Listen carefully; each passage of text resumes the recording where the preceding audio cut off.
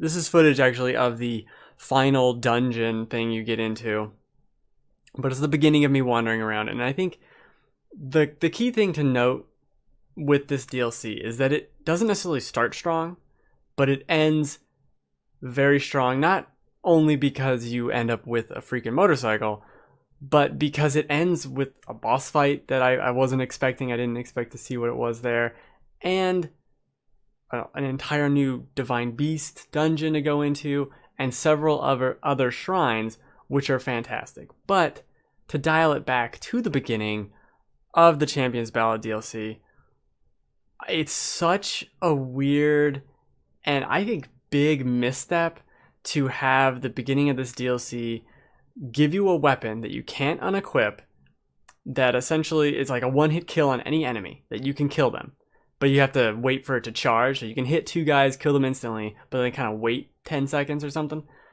But you get killed instantly. One hit and you're dead. And it's just not a fun thing to do. I don't really understand the appeal of that. I know people a lot of people, I'm alone in saying that the combat isn't that great in Breath of the Wild. I feel like most people like it a lot more than I do. And so maybe they like that. But to me, that beginning section was so obnoxious, and having these moments where I'm diving down, I'm gonna go get this orb or whatever, and just instantly be killed for no fun. I'm going into these shrines that there's 4 shrines that you have to do with this one-hit kill thing, and I'm forgetting, like, oh, can I shoot this with my bomb arrow? I don't know what's happening. I haven't played the game in months.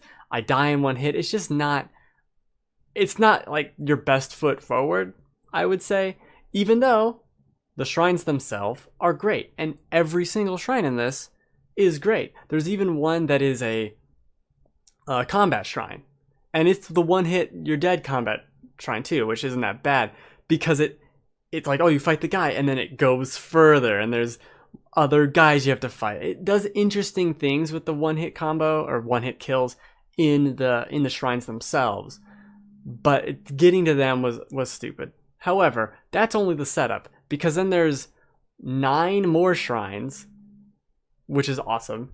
It's so great to see some of these shrines, the puzzles that they do. Some of them still involve the annoying and obnoxious motion controls, but most of them don't, and that's a godsend. And the ones that do it in an not interesting way, but in a way that isn't so stupid and annoying.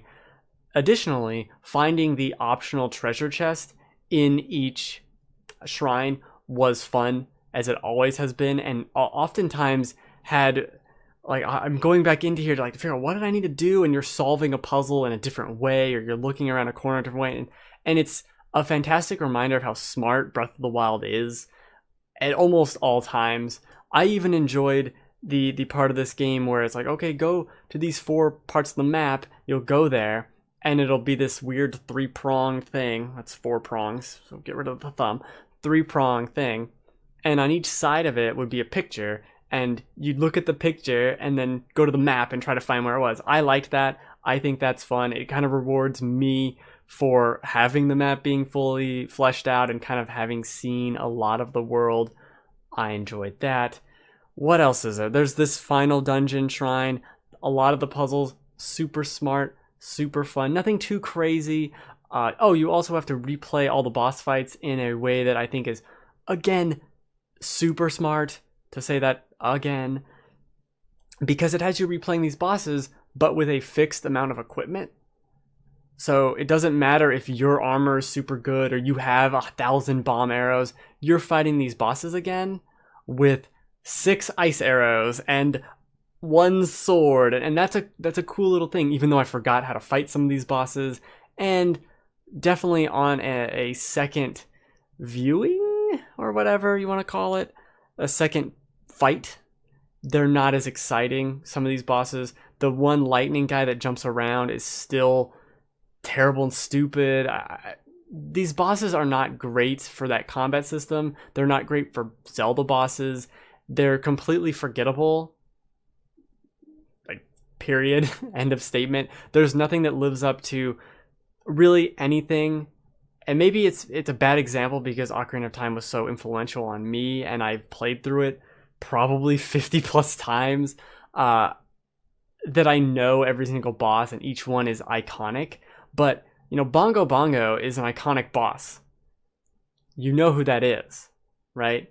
Goma is an iconic boss as well, and nothing even comes close to this in that game. And playing through them again just reminded me of that. There's also, what was it? Something else stupid. Well, I forgot what it was. So one less complaint about the DLC, because it's great. This is more Zelda. It's fantastic. You get the motorcycle. That's surprising in how good it is just to drive around. I went and I fought Ganon again, and you can drive the motorcycle around at the very end where you're fighting Ganon and you're just shooting light arrows on a motorcycle. That's a dream come true. I love that. Oh, that's what I was going to complain about. They put in that stupid stealth section and made you do it again in the DLC. The worst part of the game. Literally, the worst part of the game. There is no worse part of Breath of the Wild than that stealth section. I think I might have saved it on my Twitch because I happened to be streaming it when I came across it, but it was like 2 hours I was there just trying to get through 2 rooms. Just piss poor, terrible stealth, and they make you do it again for better or worse. Worse is the answer, I'd say. But getting rid of that, new shrines, fantastic. You get 4 more orbs, meaning you can finally have max hearts. Or I guess you could before, but I can have max hearts while still having a big ol' stamina bar. Really, really enjoyed it. I think the content might be like 6 to 7 hours if you're just playing that. And it's a wonderful excuse to go back and do Breath of the Wild. I would say if you have 60 shrines and you have the DLC, like, just do it. Just do the DLC, get the motorcycle, and roam around the world as you get those remaining 60 shrines. That would be a blast. I mean, if the game came out with this content and I had known about this crazy motorcycle, I would have done that. I would have done that same thing. Like, let me get this motorcycle right away.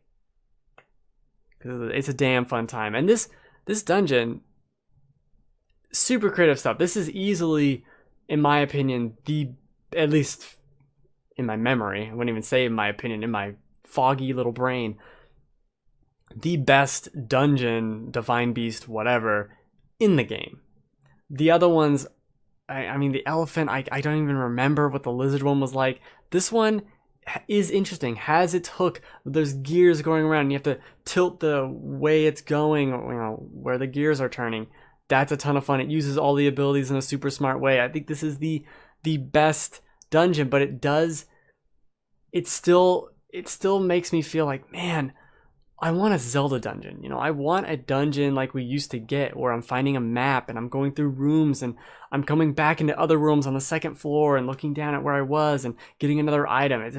There's something missing with this Zelda, and that's why I'm I guess negative on it sometimes. It's wrong to say I'm negative on it though, because at 120, 30 hours, how negative can I be on it? It's just, man, there's this feeling that I got from every single Zelda game, even the first Zelda game, of which why am I going in my friends list? Blaming you for that, Delphox. Even the first one, which this shares a lot of kind of influences with, you'd still get new items, you'd still find new secrets, go to places you'd been before with a new thing and realize something about it. And in this game, it's relegated to, oh, I didn't know that's what a Korok seed hiding spot looked like. That's not as exciting as, oh, I could hookshot onto that. I didn't even realize that. I didn't even know hookshot was a thing. When you started playing Ocarina of Time, when you were me, and you were 9 years old, you didn't know a hookshot was a thing. You didn't know you'd be able to hookshot onto that platform over there and go and do that. And there's no moment like that in this game. Oh, also, I should say, you do upgrade all the divine abilities you get on the side. You can't see them, they're disabled in here, but that's a cool little wrinkle. I think that's something we can build upon in the next game. I think we can shrink the open world and expand the dungeons. Fewer, but expand them.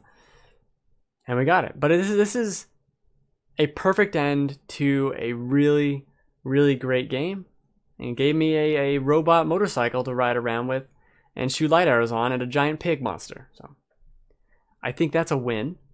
It's either a win or a fever dream I had. I'm not sure which. It might be both. It might actually be both. Is this the part where I got confused for 20 minutes? I did get confused for a while. This is so cool. And I love just, I picked up a ball. It's like the key ball that you use to put in stuff.